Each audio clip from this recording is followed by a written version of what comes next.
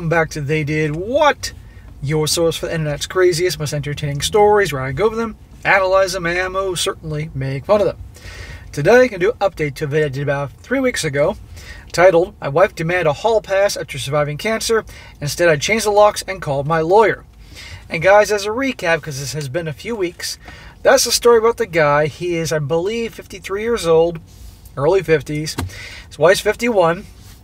And as it turns out, she got some kind of cancer. I forget which one, causing her to have to get a hysterectomy.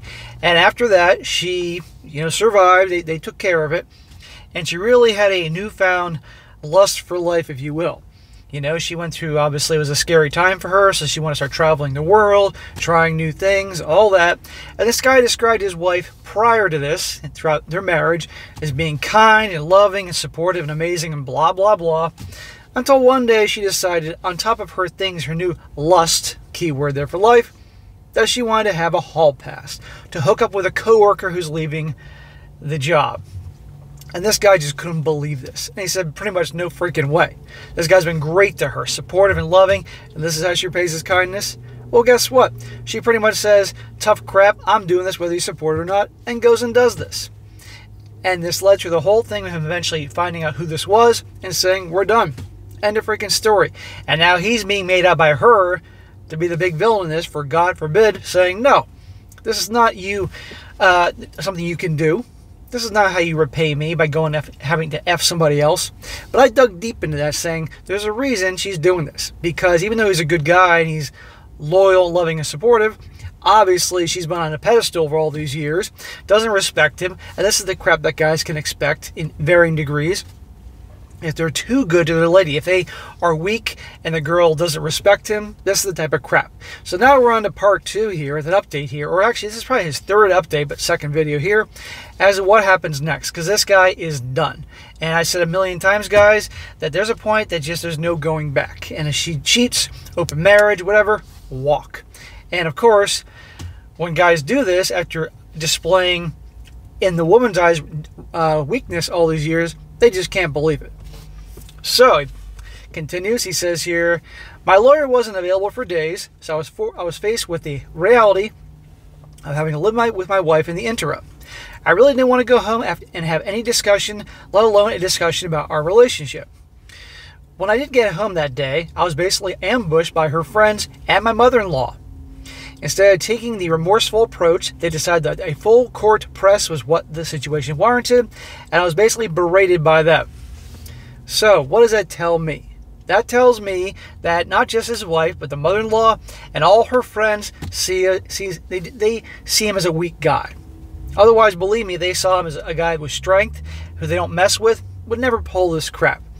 And how many guys have had, in the stories I've done, maybe you've done this too, girl cheats, you break up with her, and all her friends bombard you with texts and phone calls and messages and smoke signals, whatever way they can reach out to you, to make you feel like crap.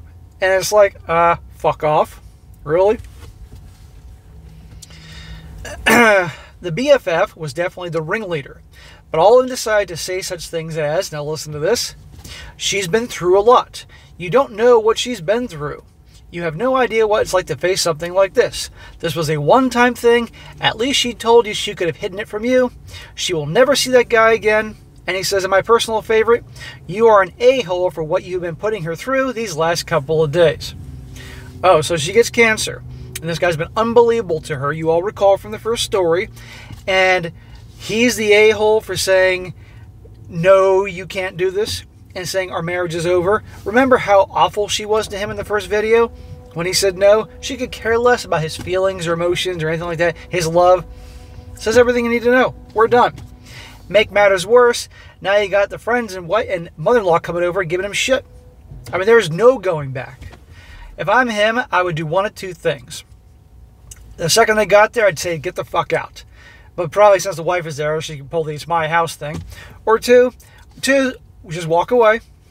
Because they're dying to just yell and scream and berate. Or 3, just smile, listen to them say their shit, and just say, okay, get the fuck out. But you don't fight with them, you don't argue with them, because they want drama. That's the best way you can get even with a gal, is being bitchy and giving you a bunch of drama, is don't give them drama. But you should never tolerate this shit. He says, I listened with a dumbass smirk on my face, and when there was a lull in their fury, I asked if they were all done now. Then I asked my wife if there was anyone in her circle of friends or anybody else that she forgot to tell us to. I quietly informed all of them that I was going to sit down with their husbands and tell them about how they verbally abused me, shaming me, and trying to coerce me into staying with a cheater. After I told them to leave, I said that I had no say in the entire event, and so they have no say whether I stay or not. My soon-to-be ex-wife sort of apologized. Okay, he redeemed himself a little bit here, but there you go, guys. It's just like all the stories, they come after you and bitch and bitch and bitch, expecting to just wear you down. But clearly, he's had enough. And now his soon-to-be ex is sort of apologizing. She said that she regretted the entire thing. Too late, honey. And as if not to make things worse, she now brought all your freaking friends here. You don't regret shit. I said there's a difference between regret and remorse. You regret what happened because of the cause and effect. You have regret because your life will never be the same, our relationship will never be the same, because you, wholly and willfully, unconcerned about me and what I wanted. Right. She regrets because she realizes, uh-oh, this guy who I perceived as being weak all these years actually has a pair. And I'm going to be a 51-year-old divorcee kicked to the curb. It would be worth it if he literally lost nearly everything. It'd be worth it than staying 1 minute longer in a marriage with someone like her that treated him the way she did and had all her friends and mother-in-law come over and bitch at him and berate him. Because a man can always start over. It's been proven countless times. It'll suck, it'll hurt, it'll be tough for a long time, but it's better than being with someone like this. She asked me if I had any questions that she would answer them now, no matter how disturbing. I said the one question I have is why. Not necessarily why this guy, why this low-life, unattractive, unfit guy, but why someone else in the first place.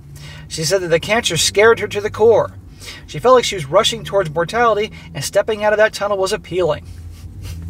Then you could have stepped out of the tunnel by traveling the world like we were, or the yoga class that you took up, or the cooking class, not hooking up with some other guy. Do you think the situation was reversed and she'd be supportive of him banging some young chick? No way. She said that after all this time of being a wife and mother and worrying about family, this was something just for her. An escape. This guy was just someone who was interested in her for a long time. She knew wouldn't say no and was completely opposite to me. Listen to this bullshit. Justifying it all. And she says interested in her in a long time. Something tells me there's a lot more going on behind the scenes than she is letting on. I think she's had a thing with this guy for a long time, and this is a free pass to get away with it. Well, that's just me. I said if I was gonna risk my marriage, the woman would have to be a serious upgrade from you. I told her that I saw you and him coming out of the bar that night. I watched you walk away from the bar hand in hand towards the hotel. You all remember that from the first video, and it's heartbreaking for this guy.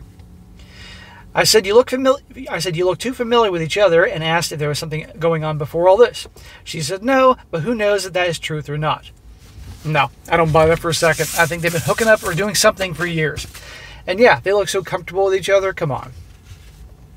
I said that after all our years together, your lack of respect for me was astonishing. I finished by saying that I would never be able to look at myself in the mirror again if I condoned that level of disrespect and stayed with you. I said I hope we can go our separate ways amicably and that I have an appointment with my lawyer later in the week. Good for you, bro. Amicably, fat chance. But you know what? Right there. He wouldn't be able to look himself in the mirror anymore if he stayed with her after all this. Her pretty much telling him what's what, cheating, then bringing her fucking friends and her mother-in-law, the outlaw, over to give him a hard time. Because no matter what, they're all going to see that this guy would rather go through the hell of a divorce and get his ass handed to him, likely in the divorce courts, unfortunately, than spend one more minute with her. That's going to make her look like a jackass. And I'd give some good ideas to these harpies' husbands. I asked her to find some other kind of accommodations, and she simply said, I'm not going anywhere. We are not getting a divorce. I'll give you all the time you need and do whatever you need to recover from this. We will get past this. See? She's used to running the show. She has asked me to go to marriage counseling, which I refused. Why would I go to counseling? I did nothing to warrant needing a therapist's advice. Correct. And you'd get some woman therapist that would tell you to stay with her, or you get some blue pill nice guy with a man bun therapist to pretty much say the same fucking thing. I had her served and gave her a notice to vacate the premises. The house is my premarital asset. There you go. She has moved in with her mom, but I find her constantly coming to see if I need anything or making suggestions like, what if we have an open marriage only on your side, or three-somethings, which seems kind of desperate and pathetic. And shows that she, again, doesn't care about him. No woman is going to offer some guy for three-somethings or open marriages if she truly loved him. Rebuffing her constantly and telling her she has to call to ask permission before coming by, and finally seems to be getting through to her that there will be no us going forward. She has said that she will drag the divorce out as long as possible, but so far has been compliant. Of course she's going to first she's going to bluff, and then eventually she'll cave. But then again, don't be surprised if there's bullshit. The worst part of this is telling my daughter that we are getting a divorce and why, followed closely by her begging me to give her mom another chance. I'm not sure I would have been afforded the same consideration if I was the one who was cheating. Probably not. I forget how old he said his daughter is. I really can't remember. I don't think she's little. Maybe she's a teenager. I don't know. But regardless, he had 10 kids crying and carrying on to give mom a chance. No, not at all. You can't stay married to someone like this. The kid will be fine. Make sure the kid is well aware of the daughter, that he loves the daughter no matter what. It's not her fault, whatever. This is what mom did. And he's right. If he was cheating, believe me, the daughter wouldn't be begging the mother to give him to get another chance. But anyhow, guys, that is the end of the story there for the moment. But again, showing you can be so great to somebody, and sadly, that kindness is mistaken for weakness. This is what he gets. So you have to understand, guys, your relationship, guys. I've been in plenty of relationships. I know what the fuck I'm talking about here.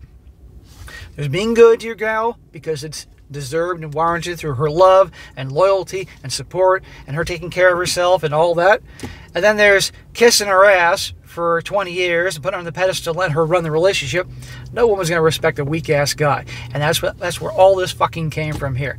And remember how good he was to her during her cancer and when she was going through the treatment and therapy. He was a good husband to her. And he mentioned she was being, obviously, understandably very upset and moody and all that. Fair enough. But he didn't deserve this, so he has a right to walk away. And he's still early 50s. He's got a lot of life to live, and I do wish this guy well. So any of you guys out there in a shitty fucking marriage or relationship, and it's been a long time, and you think you're just too old to leave someone that treats you in an awful way, it can be done, it's been done, and you can do it too. You don't deserve it. And any women that watch this, because like 4% of you are women, or in a shitty marriage and the guy truly, and I do mean truly, is a piece of garbage, same thing with you. Anyway, guys, that is it for today. Be sure to comment down below what you think about this, and be sure to like the video, share with your friends, and subscribe. I'll catch you next time.